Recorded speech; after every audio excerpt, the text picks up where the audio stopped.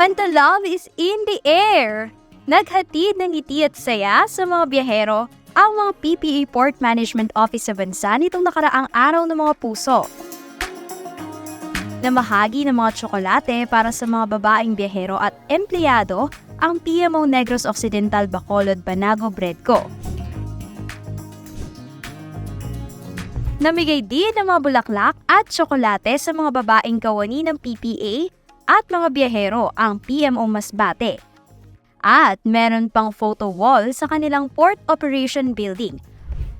May pa-flowers din at bottled water ang Port of Surigao para sa mga biyahero, habang may handog na harana ang mga miyembro ng Philippine Coast Guard. Sa PMO NCR South at iba pang PMO, nagkaroon ng misa kasabay ng Ash Wednesday o hudyat ng pagsisimula ng Kwaresma. Ang MICT Division naman ito ay namahagi ng Valentine's Cupcake sa mga port users. Nakiisa naman ang PMO Palawan sa 20th Love Affair with Nature program, kung saan nagtanim sila ng mga mangrove tree sa Barangay Iwahig, Puerto Princesa City. Ang PMO Panay Guimaras, meron namang photo booth para sa mga biyahero para maging Instagrammable at memorable ang kanilang Valentine trip. With matching tips kung paano mapapabuti ang kalusugan ng puso. Nagkaroon naman ng Family Day ang PMO Northern Luzon.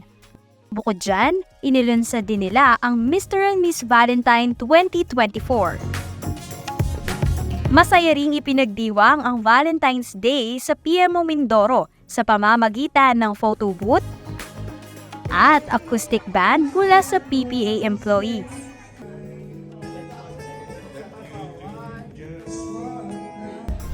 Ilan lamang ang mga ito sa akbang ng iba't ibang mga PMO ng PPA para ipakita ang pagmamahal, pagmamalasakit at aruga sa ating mga kababayan.